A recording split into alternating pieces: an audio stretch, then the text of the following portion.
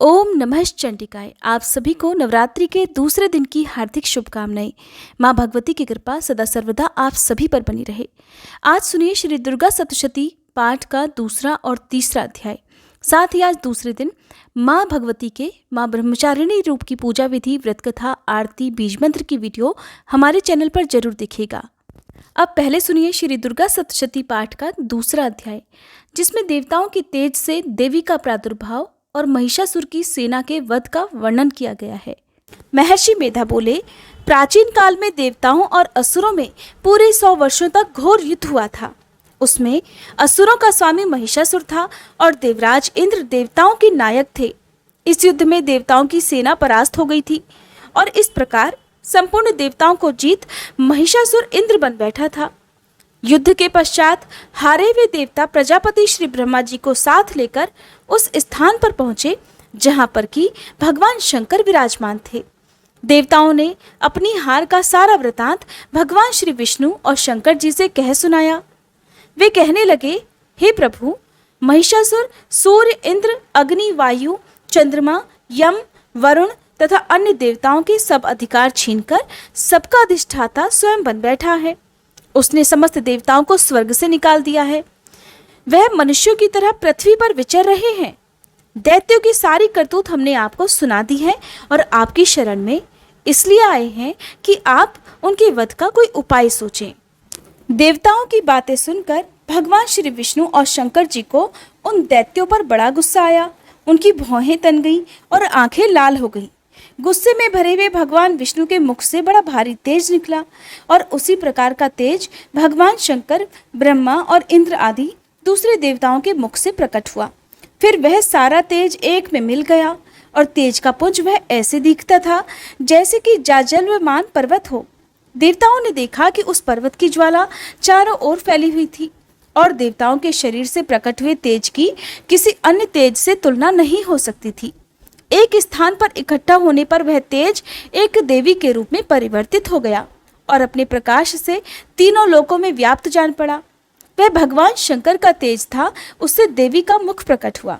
यमराज के तेज से उसके सिर के बाल बने, भगवान श्री विष्णु के तेज से उसकी भुजाएं बनी, चंद्रमा के तेज से दोनों स्तन और इंद्र के तेज से जंघा और पिंडली तथा पृथ्वी के तेज से नितंब भाग बना।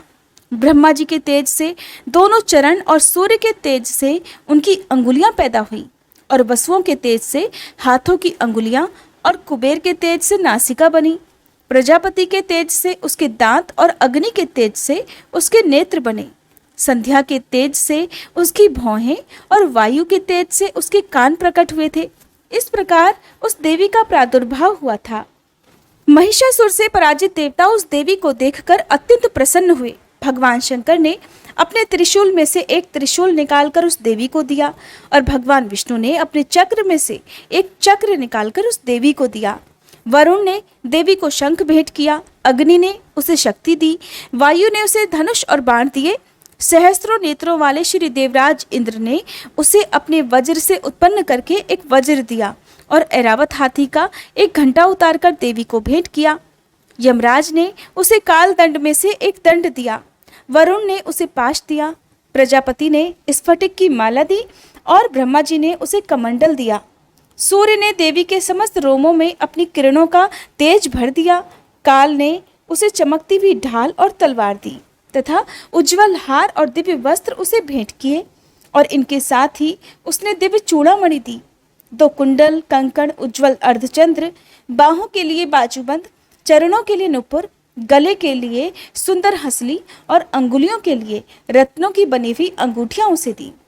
विश्वकर्मा ने उनको फरसा दिया और उसके साथ ही कई प्रकार के अस्त्र और अभेद्य कवच दिए और इसके अलावा उसने कभी न कुमलाने वाले सुंदर कमलों की मालाएं भेंट की। समुद्र ने सुंदर कमल का फूल भेंट किया। हिमालय ने सवारी के लिए सिंह और तरह तरह के रत्न देवी को भेंट किए। यक्षराज कुबेर ने मधु से भरा हुआ पात्र और शेषनाग ने उन्हें बहुमूल्य मणियों से विभूषित नागहार भेंट किया। इसी तरह दूसरे देवी देवताओं ने भी उसे आभूषण और अस्त्र देकर उसका सम्मान किया। इसके पश्चात देवी ने उच्च स्वर से गर्जना की। उसके इस भयंकर नाद से आकाश गूंज उठा। देवी का वह उच्च स्वर से किया हुआ सिहनाद समा नहीं सका।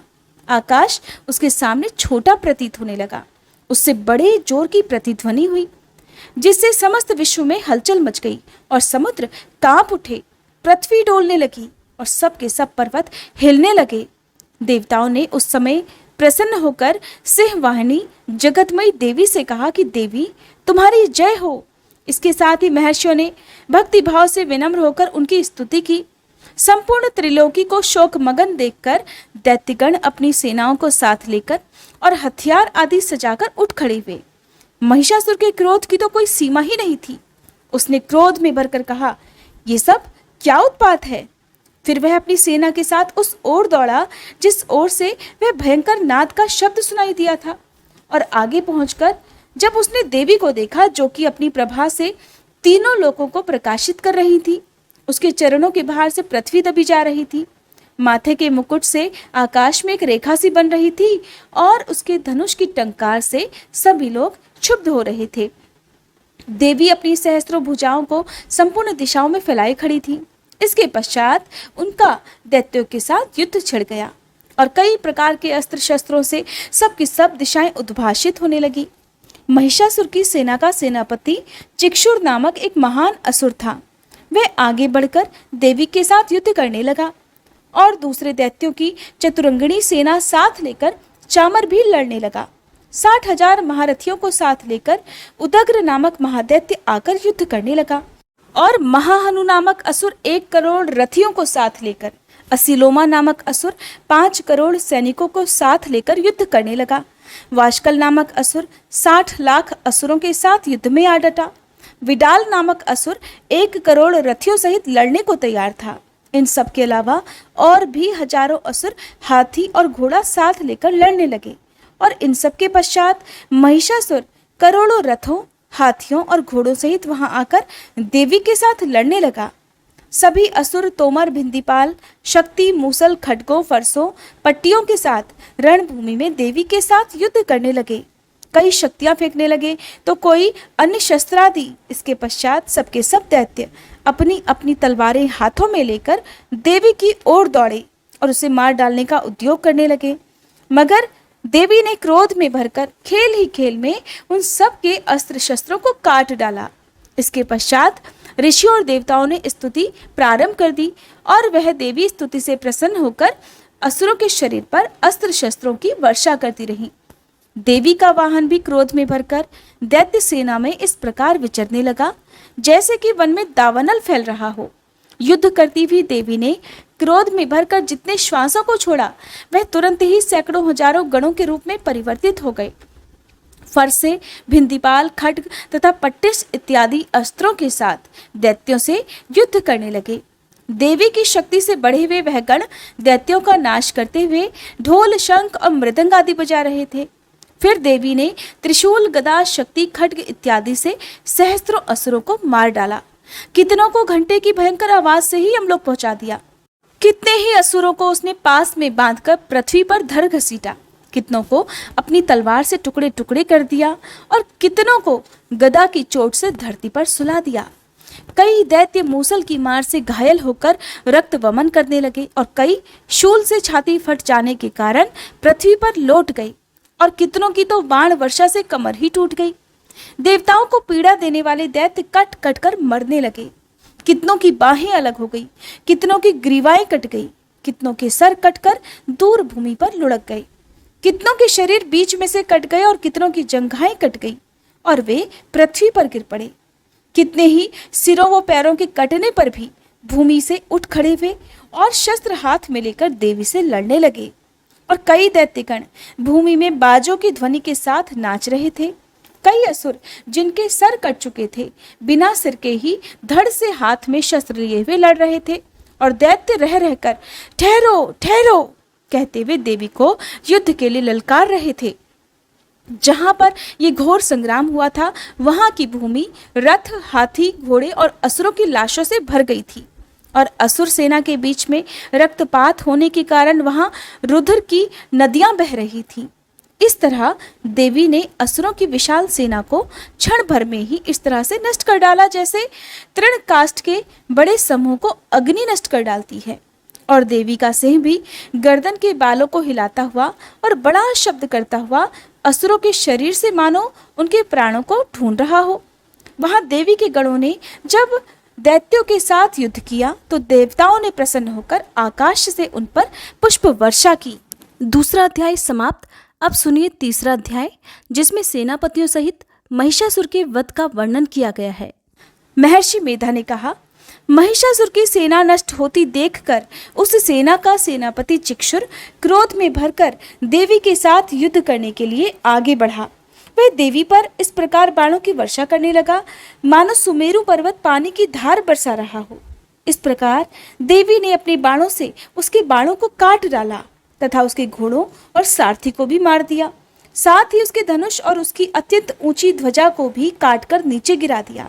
उसका धनुष कट जाने के पश्चात उसके शरीर के अंगों को भी अपने बाणों से बींध दिया। धनुष, घोड़ों और सारथी के नष्ट हो जाने पर वह असुर ढाल और तलवार लेकर देवी की तरफ आया। उसने अपनी तीक्ष्ण धार वाली तलवार से देवी के सिंह के मस्तक पर प्रहार किया और बड़े वेग से देवी की बाईं भुजा पर वार कर दिया। किंतु देवी की बाईं भुजा को छूते ही उस दैत्य की तलवार टूटकर 2 टुकड़ों में बट गई। इससे दैत्य ने क्रोध में भरकर अब शूल हाथ में ले लिया और उसे भद्रकाली देवी की ओर फेंका। देवी की ओर आता हुआ वह शूल आकाश से गिरते हुए सूर्य के समान प्रज्वलित हो उठा। उस शूल को अपनी ओर आते हुए देखकर देवी ने भी शूल छोड़ा और महाअसुर के शूल के 100 टुकड़े कर डाले। साथ ही महाअसुर के प्राण भी हर लिए। चिक्षुर के मरने पर देवताओं को दुख देने वाला चामर नामक दैत्य हाथी पर सवार होकर देवी से लड़ने के लिए आया और उसने आने के साथ ही शक्ति से प्रहार कर दिया। किंतु देवी ने अपनी हुंकार मात्र से ही उसे तोड़कर पृथ्वी पर डाल दिया।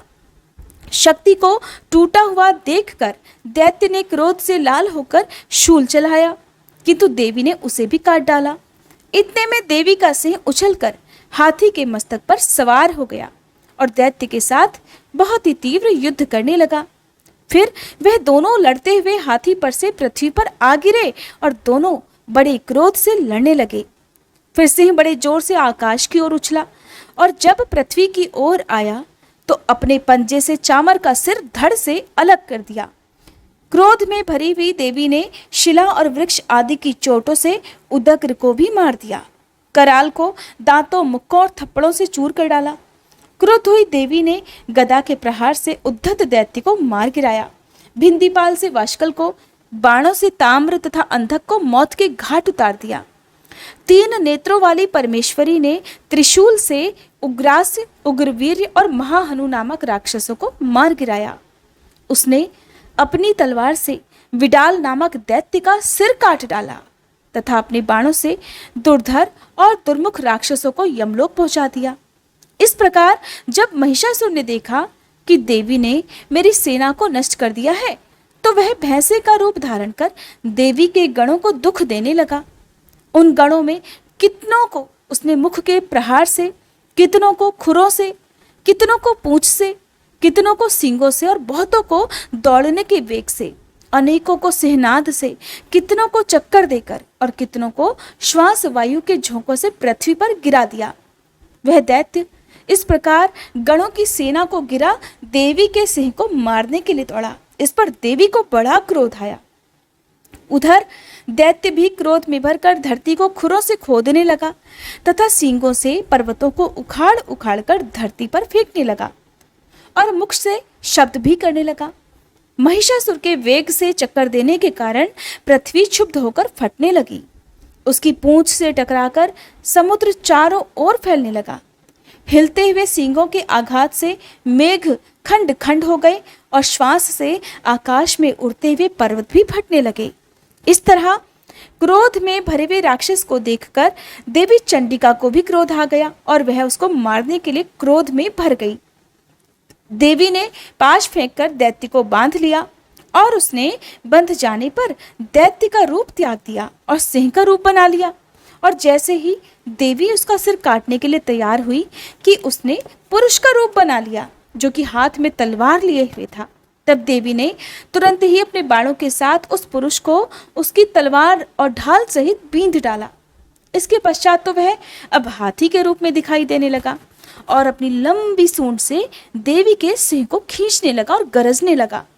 देवी ने अपनी तलवार से उसकी सूंड भी काट डाली। तब उस राक्षस ने एक बार फिर से भैंसे का रूप धारण कर लिया और पहले की तरह चर अचर जीवों सहित समस्त त्रिलोकी को व्याकुल करने लगा। इसके पश्चात क्रोध में भरी हुई देवी बारंबार उत्तम मधु का पान करने लगी और लाल लाल नेत्र करके हंसने लगी। उधर बलवीर्य तथा मद से क्रुद्ध हुआ दैत्य भी गरजने लगा। अपने सींगों से देवी पर पर्वतों को फेंकने लगा। देवी अपने बाणों से उसके फेंके हुए पर्वतों को चूर्ण करती हुई बोली, ओ मूढ़, जब तक मैं मधुपान कर रही हूं तब तक तू गरज ले और इसके पश्चात मेरे हाथों तेरी मृत्यु हो जाने पर देवता गरजेंगे। महर्षि मेधा ने कहा। ऐसा कहकर देवी उछलकर उस दैत्य पर जा चढ़ी और उसको अपने पैर से दबाकर शूल से उसके गले पर आघात कर दिया। देवी के पैर से दबने पर भी वह दैत्य अपने दूसरे रूप से अपने मुख से बाहर होने लगा। अभी वह दैत्य आधा ही बाहर निकला था कि देवी ने अपने प्रभाव से उसे उसी क्षण रोक दिया। तब वह आधा निकला हुआ दैत्य ही युद्ध करने लगा तो देवी ने अपनी तलवार से उसका सिर काट डाला। इसके पश्चात सारी राक्षस सेना हाहाकार करती हुई वहां से भाग खड़ी हुई और सब देवता अत्यंत प्रसन्न हुए तथा ऋषियों महर्षियों सहित देवी की स्तुति करने लगे। गंधर्वराज गान करने और अप्सराएं नृत्य करने लगी। जय माता दी। उम्मीद करती हूँ ये वीडियो आपको पसंद आई होगी। इसके आगे का वर्णन आप अगली वीडियो में देखिएगा।